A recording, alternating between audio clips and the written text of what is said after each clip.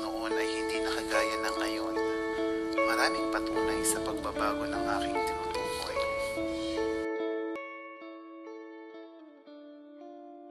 Noon, ang edukasyon ay limitado lamang sa ilang piling individual na may pribilehyo.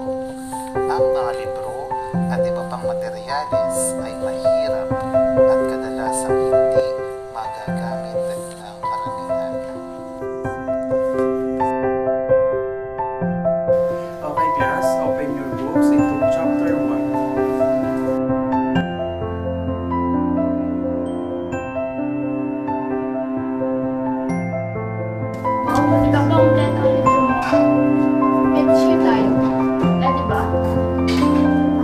Salukuyang panahon, ang edukasyon ay naging mas accessible at malawak na.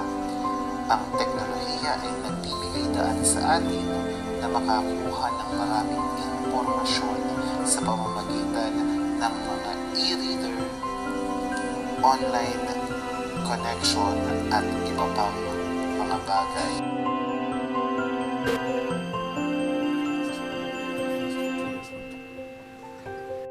What can you say about the video? Masabi ko po na napakadami pong wild animals sa bansa po ng South Africa. Okay, what else? Saka napansin ko rin po na sa wildlife po, parang po sila makasurvive iba't iba pong hayop doon na kailangan po nila magpapahaya po. Kailangan po nila kainin yung parang Okay, class. So, I would like to congratulate you guys because you passed the exam. So, I will send the link after the class. Okay, understood? Okay, thank you. Panahon ng Kastila, ang kura paroko ng simbahan ng Katoliko ang nagtuturo sa mga bata ng alpabeto at doktrina ng Katoliko. Magandang umaga mga bata. Ngayong araw ating tatalakayin ang tungkol sa pagiging mabuting tao. Una, ang pagbibigay galang sa mga nakakatanda, ang pagmamano at pagsagot ng po at opo. Kayo ba, madalas niyo bang ginagawa ang mga bagay na ito? Mabuti kung ganon. At isa pa pala, huwag natin kakalimutan ang magdasal sa araw-araw at humingi ng gabay at magpasalamat sa lahat ng biyaya na At ngayon, ang nagtuturo ay mga guro na empleyado ng gobyerno sa pampublikong paaralan at mayroong sinusunod na curriculum guide at wala ng doktrina ng Katoliko ang tinuturo.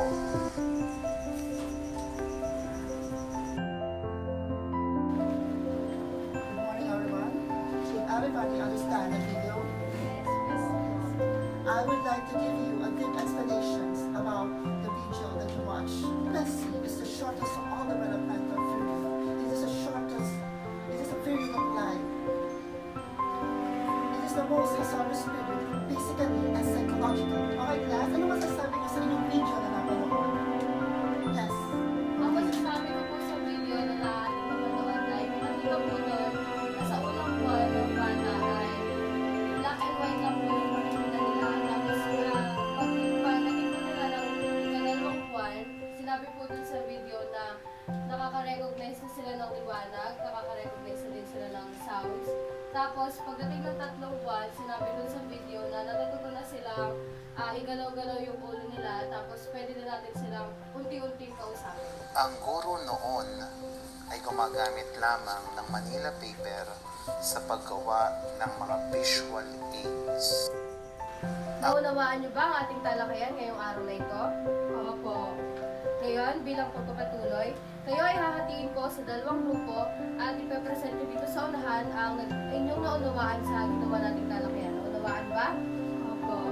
Bale, itong unang 2 ang group 1 at yung 2 sa likod ang group 2. Okay?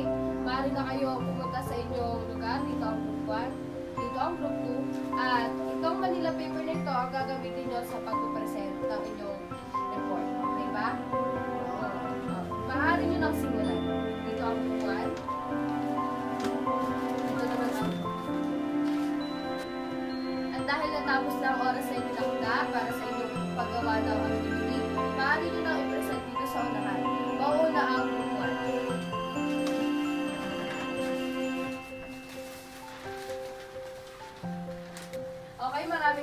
maaari na kayong umupo. Maganda ang inyong naging presentasyon.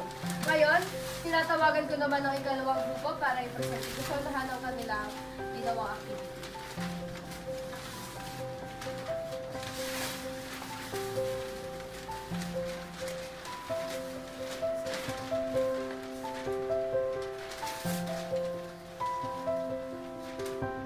Okay, maaari na kayong maupo. Mahusay at maganda ang ginawa niyong presentasyon. Bale, sa susunod na ating talakayan, ating namang itatalakay ang tungkol sa pang-uri. Ngayon, bilang pagtatapos ng ating klase ito, kayo ay pinibigyan ko ng taktang aralin na magsaliksik tungkol sa pang-uri at i-discuss nyo ito sa unahan. Naunawaan ba? Okay, dito na natatapos ang ating klase sa araw na ito. Maraming salamat. Ang mga guro ngayon ay mayroon ng mga makabagong teknolohiya gaya ng laptop, projector, para makagawa ng magandang visual aid. Okay, para sa pagsisimula ng ating talakayan, ang link ng PPT na ito ay sinend ko sa ating GC. Maaari niyong buksan at maging gabay sa talakayan gagawin natin ngayon. Okay? Para sa pagsisimula, ating munang babasahin ang layunin na ibibigay ang opinyon at katwiran tungkol sa paksa at balagtasan. Ikalawa, nakapaglalahad sa paraang pasulat ng pagsang-ayon at pagsalungat sa pahayag ng opinyon. At ang ikatlo ay nagagamit ang mga hudyat ng pagsang-ayon at pagsalungat sa pagpapahayag ng opinyon. Dito iikot ang ating talakayan ngayong araw na ito. Nabuksan niyo na ba ang sinend kong link sa ating mga GC? Opo. Ngayon, tignan niyo ito sa pangatlong slide kung saan makikita na meron kayong activity na gagawin. Naunawaan ba? Dahil natanggap ko na ang inyong sinagotang activity at mahusay ang pagsasagot nyo, talagang naunawaan nyo ang ating talakayan ngayon. Bilang pagpapatuloy, dito muna tayo mag-focus sa television. Ating gagawin ito. Gawin natin pahina 7. Maaari mo bang basahin palaw-dulo ang ating pagputo? Suriin ang mga pag-uusap. Salubuhin ng mga hudyat na ginamit at tukuyin ang uri ng pagpapahayag na nagbibilangan ito. Lagyan ng check kung ito ay nagpapahayag ng pagsang-ayon. Lagyan naman ng X kung ito ay nagpapahayag ng pagsalungat. Maraming salamat. Para sa number 1, sino maaaring magbasa?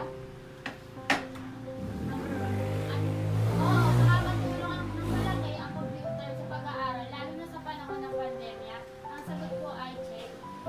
Tama. Sa number 2, Robbie? Hindi tama na isakripisyo ang pagkakaibigan para sa pera. Check. Tama. Ang number 3, Ikatlo, totoong wagas ang pagmamahal ng isang ina sa kanyang anak. Ang sagot ay check. number 4, Tutulong ko sa inyong pahayag tungkol sa pag-ibig and peace. Husay. Number 5, Kabati mo ako sa pagsusulong ng kapayapaan sa ating komunidad. Ang sagot ay mahusay. Tuloy ang inyong naunawaan ang ating talakayan ngayon. Bilang pagtatapos, may send akong link sa ating GC kung saan ito ay patungkol sa ating susunod na talakayan. Maaari nyo itong basahin bilang paunang pag-aaral patungkol dito. Naunawaan nyo ba? Opo. Maging active kayo sa paggamit ng internet nyo at ng GC kasi doon ko lahat isa-send ang magiging talakayan natin. Okay? Yun lang at maraming salamat. Sa pagbati pa lang ng mga mag-aaral, kapag nakakasalubong ang mga guro, ay makikita na ang kaibahan. Magandang umaga po, ma'am. Magandang umaga din. Kami na po nagdadala. Maraming salamat. Uy, ma'am, Ma'am, kamusta? Mabuti naman. Nakailan pa, ma'am? May klase ako sa kabilang building eh. Kayo ba? May klase ba kayo? Opo, pupunta na po